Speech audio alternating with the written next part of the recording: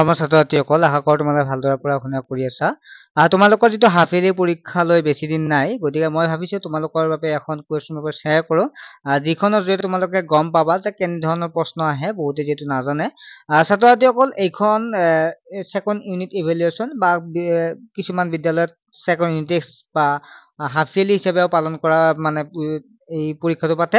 চ' কথা একে ধৰণৰ যিটো তোমালোকৰ হ'ব লগা এইটো বিভিন্ন ঠাইত ছেকেণ্ড ইউনিট ইভেলুৱেশ্যন বা হাফ ইয়াৰলি হিচাপে পালন কৰা হয়। আৰু কিছুমান বিদ্যালয়ত 50 নম্বৰ আৰু কিছুমান বিদ্যালয়ত 100 নম্বৰ থাকে, সেইটো আমাৰ কথা নাই, যিয়ে নহওক যিমান নম্বৰে থাকক, কিন্তু আমি গম পাম যে কেনেধৰণৰ প্ৰশ্ন আহে, তোমালোকে আইডিয়া কৰিব পাৰিবা। এই প্ৰশ্নখন মই এনচাৰবিলাক আজি নকৰোঁ, নেক্সট ক্লাছ এটাত তোমালোকক এনচাৰবিলাক তোমালোকৰ লগত ডিছকাশ্যন কৰিম, তোমালোকৰ লাইভ ক্লাছৰ জৰিয়তে বুজাই দিম এনচাৰবিলাক।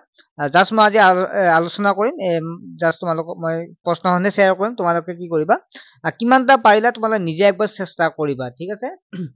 আৰু ইয়াৰ লগতে তোমালোক যদি ক্লাছ 8ত পঢ়ি আছা, তোমালোক এটা কথা জনাও যে প্ৰত্যেক বছৰে এটা পৰীক্ষা হয়, NMS পৰীক্ষা বুলি। এই পৰীক্ষাটো বহু ছাত্ৰ ছাত্ৰীয়ে নাজানে, যিহেতু দুখীয়া ছাত্ৰ ছাত্ৰীৰ বাবে এই পৰীক্ষাটো স্কলাৰশ্বিপ পৰীক্ষা হয়। এই স্কলাৰশ্বিপটো 12,000কে 4 বছৰত 48,000 টকা লাভ কৰিব পাৰি। তোমালোকে এই স্কলাৰশ্বিপটোৰ বিষয়ে বিদ্যালয়ত সুধিব পাৰা, বা তোমালোকে কি কৰিব পাৰা, তোমালোকে যিটো CSP চেণ্টাৰ ওচৰত যদি কম্পিউটাৰ দোকান আছে, তাত তোমালোকে সুধি অনলাইনটো কৰি ল'বা। আৰু তাৰ বাবে গাইড মই দি আছো, মানে তোমালোকক কোচিং কৰি আছো, যাতে তোমালোকে পাছ কৰিব পাৰা। গতিকে 12,000 টকাকে 4 বছৰ 48,000 টকা আমাৰ দৰে দুখীয়া ছাত্ৰ ছাত্ৰীৰ কাৰণে বহুত ভাল কথা, বা পোৱাটো ইমান টান নহয়। গতিকে তোমালোকে যদি স্কলাৰশ্বিপটো পাব বিচাৰে, তেতিয়াহ'লে তোমালোকে কোচিংটো লৈ কেনে পৰীক্ষাটো দি দিবা। মাত্ৰ 2টা পৰীক্ষা হয়, এদিনতে হৈ যাব, তোমালোকে স্কলাৰশ্বিপটো পাবই পাৰিবা যদি মোৰ লগত তোমালোকে জইন হোৱা।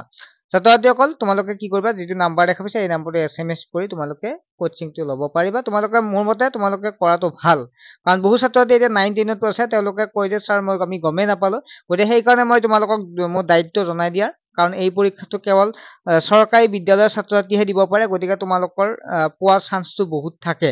গতিকে তোমালোকে কৰিবা, ইয়াত বহুত চিটো বহুত আছে, গতিকে তোমালোকে কৰিব পাৰিবা, ঠিক আছে। এতিয়া প্ৰশ্নলৈ আহিছো। তলৰ প্ৰশ্নসমূহৰ পৰা শুদ্ধ অৰ্থটো বাছি উলিওৱা। প্ৰতীকৰ দ্বাৰা তথ্য উপস্থাপন কৰা লেখবিধক কি বুলি কোৱা হয়? ইয়াৰে যদি আমি এনচাৰ চাওঁ, এনচাৰবিলাক মই নকওঁ এইটো ভিডিঅ'ত, নেক্সট আমি লাইভ ক্লাছ আহিম, তেতিয়া তোমালোকক জনাই দিম। খালি তোমালোকে SMS কৰিবা যদি তোমালোকক এনচাৰখিনি লাগে, বা তোমালোকক টপিকবিলাক ধুনীয়াকৈ বুজাই দিব লাগে লাইভ ক্লাছৰ জৰিয়তে। তাৰপিছত 53 ঘনসংখ্যাৰ এককৰ হৰত থকা অংকটো হ'ল 3 নম্বৰতে, যদি এটা মুদ্ৰা টচ কৰা হয় তেন্তে পুষ্য পোৱাৰ সম্ভাৱিতা হ'ব 4,000 বৰ্গ সংখ্যাত থকা শূন্যৰ সংখ্যা কিমানটা? এটা শ্ৰেণীৰ 40 জন ছাত্ৰ ছাত্ৰীৰ 25% উত্তীৰ্ণ হলে উত্তীৰ্ণ হোৱা ছাত্ৰ ছাত্ৰীৰ সংখ্যা কিমান?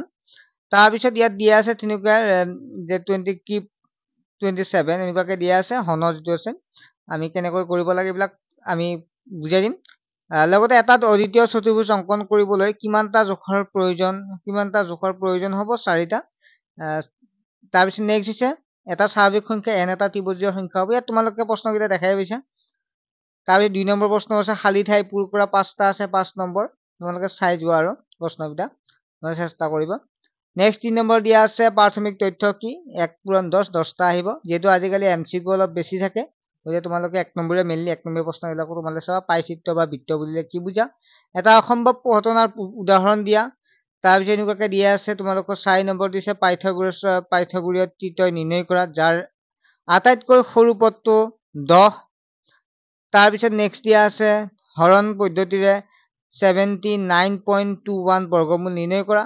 এইবিলাক সহজকৈ মই বুজাই দিম, চিন্তা কৰিব নালাগে। তাৰপিছত 7 নম্বৰ আনুমানিক পদ্ধতিৰে 9,261 ঘনমূল নিৰ্ণয় কৰা। 500 টকাৰ শতকৰা বছৰি 10 টকা হাৰে 2 বছৰৰ সৰল সুদ নিৰ্ণয় কৰা। এটা ঘনসংখ্যা পাবলৈ 2,400 একক আটাইতকৈ কি সংখ্যাৰে হৰণ কৰিব লাগিব? তোমালোকে দেখাই পাইছা এইবিলাক। ফল বাগিচা এটাৰ এখনত থকা গছৰ সংখ্যা এনেধৰণৰ। ইয়াৰ জৰিয়তে আমি কি উলিয়াব লাগে? পাইচিত্ৰ অংকন কৰিব লাগে। ছাত্ৰ-ছাত্ৰীসকল, নিশ্চয় তোমালোকে প্ৰশ্নখন তোমালোকে গম পালা, তোমালোকৰ কেনেকুৱা আহে তোমালোকে এটা অনুমান কৰিব পাৰিলা। যদি তোমালোকৰ লাইভ ক্লাছৰ যেতিয়া কুৱেশ্যন পেপাৰ বা তেনেকুৱা বুজাই দিব লাগে, তেতিয়াহ'লে কমেণ্ট কৰিবা আৰু ভিডিঅ'টো লাইক কৰিবা। ঠিক আছে, বাই। ভাল, নেক্সট এটা ক্লাছত লগ পাম।